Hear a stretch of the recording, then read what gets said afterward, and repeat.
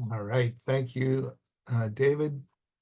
Thank you, Rick, for your doing the list this week. And thanks everybody for being here. Spoken World Online week 220. And I'm just so glad to be a part of this group of global locals gathered together on a web. I'm going to read another piece from the Roarshock page. This is called Otto Wasson and Other Archetypes. Last night, after reading poetry, Lester, Simon D., and I, and some of the others trekked down to our room. We smoked joints and passed the tequila bottle around.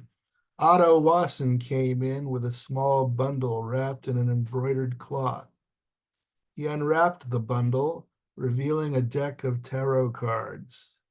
I had first met Otto earlier in the day. He had appeared outside the window. Where's Lester? He asked.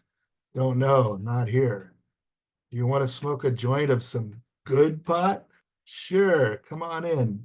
It's some good Hawaiian. Now Otto spread the cloth on the table and placed the cards on top of it. Alistair Crowley's tarot deck, he proclaimed, eyes agleam. Anyone care for a reading? I'd like one, Lester said modestly. Alistair Crowley's tarot deck, I asked. I've never seen that one before. Oh ho, Wasson exclaimed. The great wild beast whose number was 666. Richard Radagast, or one of the young fellows who had been walking with Lester when I had arrived, sat with chin on fist, brooding over the table, taking it all in. Sammy Burnchild, whom Lester previously called that pinecone witch, was seated on the edge of Lester's bed, nursing the tequila bottle. The rest of us were about the room in varying states of beatitude. Lester picked up the cards and shuffled them and handed the deck to Otto Wasson. Otto drew one card from the middle of the deck and flipped it over onto the tablecloth. It was the Hierophant. The signicator, he said. Lester gasped. This was the trump that he always identified himself with. We returned from the beach, and Lester went to the room that he shared with Joe Fight and Groucho Simmons. I went to my room, but Len Goethe was asleep and snoring, so I went back to Lester's room. Alan Aragorn, famous illustrator, was there, along with petite Persephone Tarantula, who was the only young woman at the conference. Groucho was pursuing Persephone aggressively, asking her questions that dripped sleazy sexual innuendo. She fidgeted rigidly on her chair near the room's center. Groucho sat on the edge of his bed, regarding her intensely. He had thick, oily hair that stuck out from his head and a big black mustache that he applied wax to regularly. For a living, he wrote advertising jingles down in Tin Pan Alley.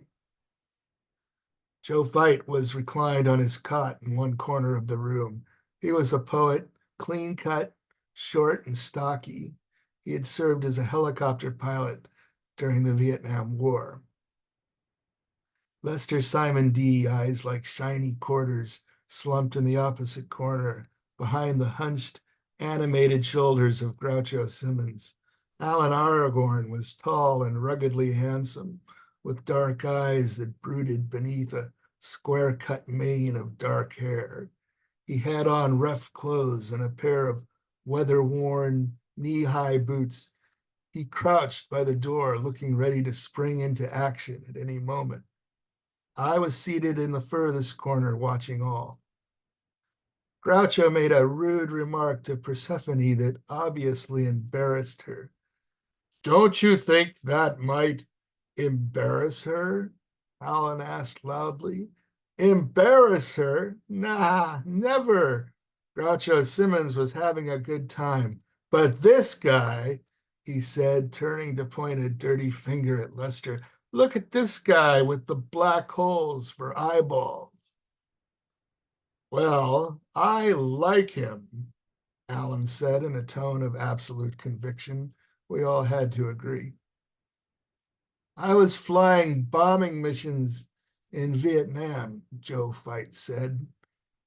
One helicopter got shot down. I escaped and got another helicopter. That got shot down too. I worked on a fishing boat in Alaska for 6 months, Alan Aragorn said. The only thing that got me through it was reading The Lord of the Rings and knowing that they were there suffering with me. God, are you all right? Persephone Tarantula asked Lester Simon D. You look pretty out of it. I'm fine now, Lester said with a wobbly voice. Just wait until Friday. Why? She asked. What happens Friday? Good Friday, he explained. I always get violently ill on Good Friday. Catholics have a name for it. And the outcome is the tower, Otto Wasson said, turning over the last card and gazing down at the Celtic cross spread on the cloth before her. Oh, you'll have to have another reading to see what this means. All the faces in the room were attentively fixed upon the cards on the table. The face of Lester Simon D was determined and grim. Here, Sonny, care to try one of mine? Why not? So I find myself in an incredulous position the morning of the final full day at Asilomar. The night was long, and my fever-pitched clarity of yesterday faded into a murky, murmuring mirror shaded in numerous ambiguous webs. I began to wonder about the relative wisdom or folly of conceptual art workings at Asilomar. The coherence that I had noticed yesterday seemed now to be as tricky and shifty as ever. My position continued to vacillate from one extreme to another, and all the while I was unable to make my mind stick to the work. I kept getting distracted. On this particular morning, I was becoming increasingly aware of the look of depravity, of blind urgency that was shackled to my weary bones. I felt unworthy of the trust vested in me by the issuers of my poetic license. My only hope was that somehow I could work through tomorrow and bring things to a smooth, synchronized conclusion. Thursday night being the last night of the conference, we all sat around singing and drinking, Alan Aragorn's baritone leading the rest of us in song.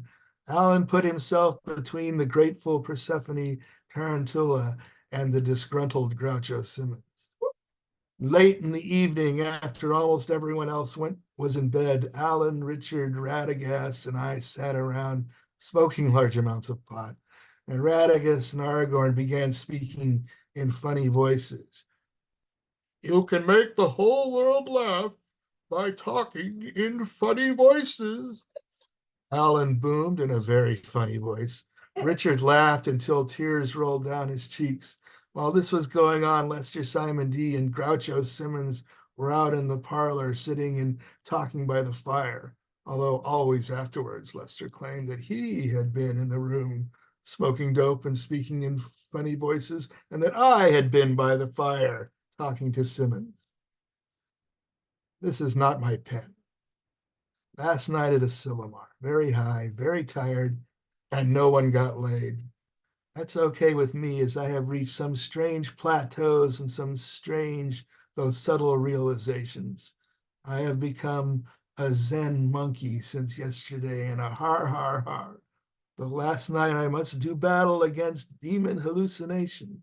Today I felt a vast sense of elated detachment, and the world was new and wonderful. Now I am very tired and would like to sleep, but my room is full of trolls mumbling into pieces of paper, laughing and joking, playing guitars, and just sitting around being stoned. I think I'll take a walk down to the beach. So, It looks like you are well upon the path, Otto Wasson said, gathering up his cards. You still have a lot of these things to work out, but then, don't we all? Really? Thanks for listening.